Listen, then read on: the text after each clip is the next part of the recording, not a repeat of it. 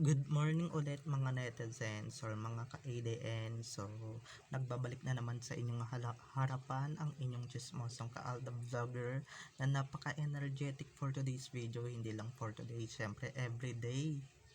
So, nandito tayo para wag ninyong babaktawan o lalaktawan tong ating main topic for today's video. I'm sure na hindi ninyo pagsisisihan na pinanood nito mula umpisa hanggang hulihan. And syempre, i-share nyo to para mas lalong lumaganap ng bonggang-bongga na dito at mas umabot pa tayo, mas lumawak pa yung reach natin. So, eto na, happy 2,550 na tayo mga ka-ADN. So, grabe. So, sana mas lalo pa tayong dumami at lalo pa tayong lumaki. At syempre, speaking of laki, 'di ba? So, dumako na tayo sa ating main topic for today's video. Pahapyaw dahil ikikwento ko yung buo neto. Ito nga, no? Dahasang sinabi ni Alden Richards at dininay yung issue na mayroon silang little one ni Diamond. So, hindi ko alam kung saan yan nakuha at kung saan yung issue na yan lumaganap at saan nila nakuha yung kabalyuan na yan. Hindi ko alam. Siguro makapal na yung pang mga pagmumukha nila, no? Kung saan nila nakukuha yung issue na ito. So, ito na guys, watch this. Mamaya ipapaliwanag ko sa inyo ng buong buo. So, ito na guys, so watch this. At kung nakita nyo na ngayong recap, so once again, CTTO sa may-ari ng mga photos and videos na nilalabas ko for today's video. So thank you so much sa inyong lahat kasi kung hindi dahil sa inyo, wala ako dito sa kinalalagyan ko at kung ano man yung posisyon ko ngayon. Maraming salamat. So ito na, dumako na tayo sa ating main topic for today's video. Gaya nga nung sinabi ko, no, ewan ko kung saan nilang kabayuan, saan nilang kapuluan, saan nilang space nakuha itong issue na ito na wala namang katotohanan dahil mismong si Alden Richards na ang nag-deny dyan sa issue na yan na keso may anak daw sila ni Sakang. Wait lang ha, natatawa lang ako. Wait lang. Paano sila magkakaanak? 'Di ba 2019 lang sila nagkamit as 'di ba mag-friends lang sila sa totoong buhay. Saan niyo nakuha yan? Baka doon yun sa ex-boyfriend ni Sakang, 'di ba, na si Doling. Baka doon siya may anak kasi for 11 years sila ng dati niyang jowa. Tas pinapakalat niya kay Alden yan. Hindi nga sila magkakilala noon. Paano nangyari at paano? Wait lang mga lasing ata itong mga netizens na to Hindi ko alam kung saan nila nakukuha itong issue na ito. 'Di ba? At ito namang mga vloggers na to, alam namang fake news na nilabas pa. Palibhasa puro clickbait lang naman yung inaatupag nila. 'Di ba? Tsaka respeto din naman kay Maine dahil sa Maine ang totoong legit na asawa at legit na 'di ba, legit na nagkaroon ng anak, 'di ba? At hindi yung fake news na yan, ewan ko ba ba't ninyo pinapatulan yan, 'di ba? Baka yung ex-boyfriend niya kasi for 11 years halos isang dekada kayo magrelasyon, imposible namang walang milagro na nagaganap or nangyayari sa inyo, 'di ba? Imposible 'yun for 11 long years, 'di ba? Tapos papalaganap niyo na sa iba 'yan. Ako, hindi ako naniniwala diyan at hindi ako nabibili ng ganyan, kaya ako to nilabas para sa inyo, okay? Natigil-tigilan nyo na yung kagagawa ng fake news. 'Di ba? Ay, sa bagay. Yung mga ordinary people lang naman dito, 'di ba? Napaka-desperate para lang kumita at para magkaroon lang ng kakarampot na views. Kawawa naman kayo ng bonggang-bongga dahil nga 'di ba, walang pumapatos at walang pumapatol sa inyo.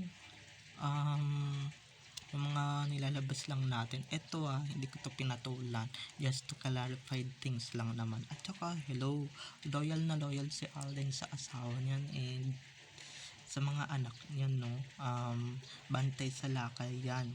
Kung meron man siyang magiging anak, doon lang yan sa napakaganda niyang asawa at never niyang maiisipang magpaakit or pumatol sa isang napagsawaan na at excuse me pangit kaya yan, retokada yan, no.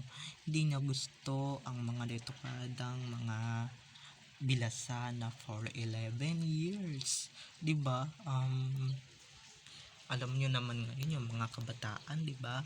Masyadong wild, kaya wag niyo yung anuhin yang idol, yung idol ninyong yan, yung ganyang tao na mahihilig magpa-sexy na ang layo-layo sa ating bib girl na si Maine, 'di ba? Kasi si Maine conservative, alam niyo naman, Bulacan, 'di ba?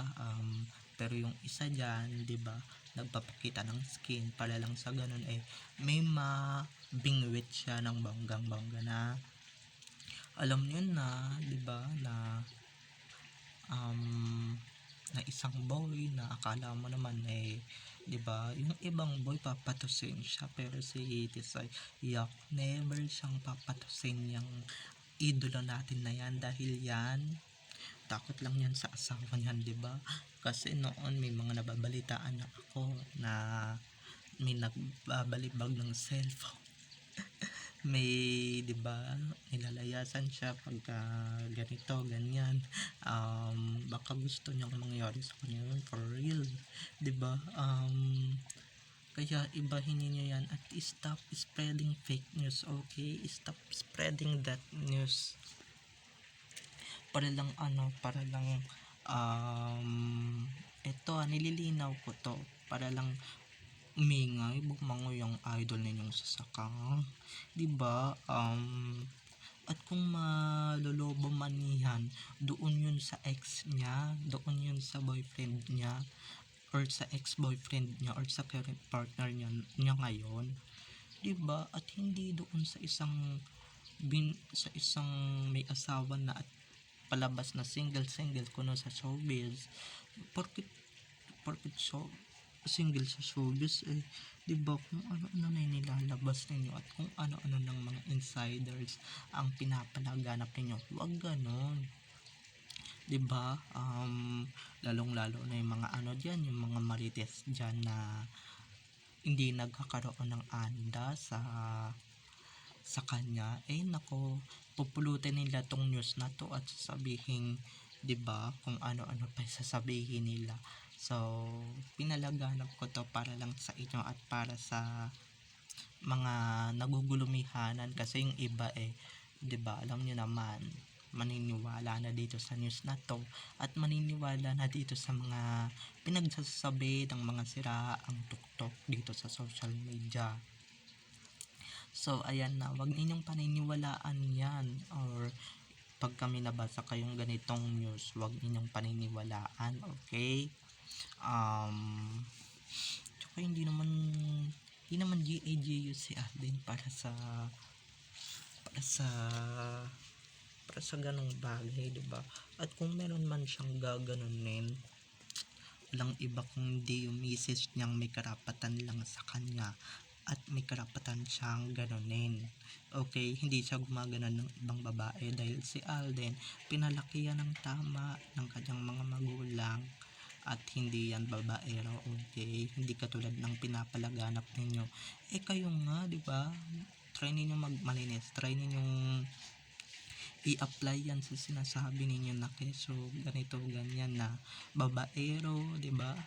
Na 'di ba, two timer ganyan, paano si ganyan, hindi niyo lang alam, showbiz din tong Zarzuela na to. Masyado lang, masyado, masyado, eh, masyado, masyado nyo lang naman pinapalaki at pinapa-exage ang nangyayari sa kapuluan, okay?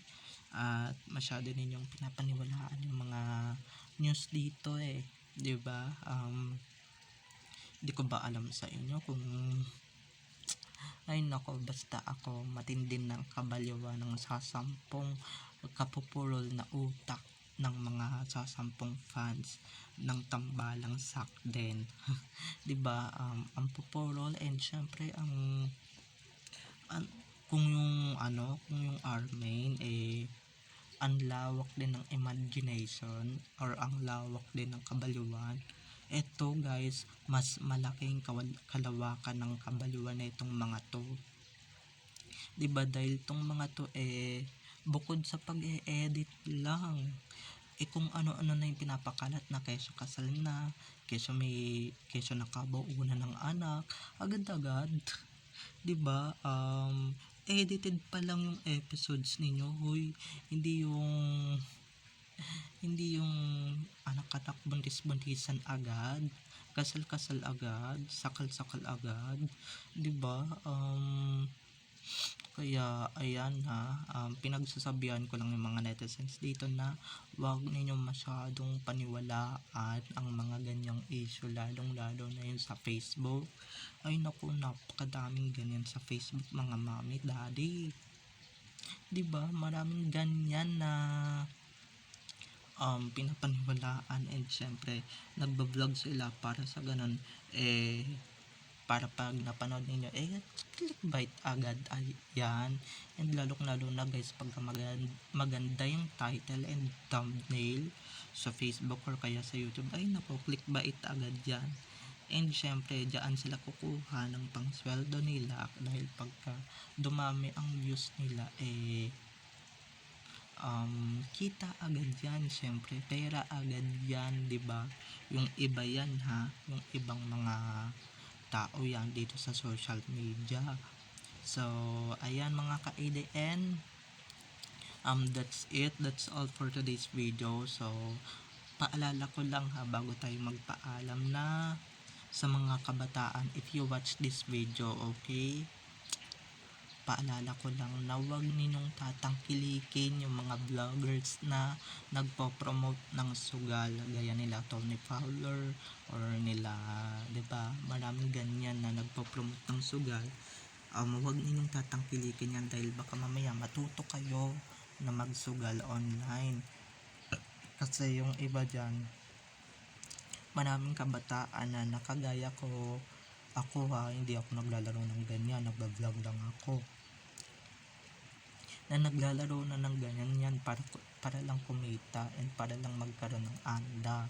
Huwag ninyong gagawin yan dahil bad yan. Kung gagawin nyo naman yung kumita gumawa kayo sa malinis na paraan. Huwag yung ganyan na maglalaro kayo, okay? So bye-bye na mga ka-ADN. I love you all. Have a nice day. Keep safe. And God bless everyone. Ingat-ingat sa ulan Magdala kayo ng payong or wag na lang kayo lumabas ng bahay kasi nga masyadong delikado dahil baka mamaya magkaroon pa tayo ng sakit. Bye-bye.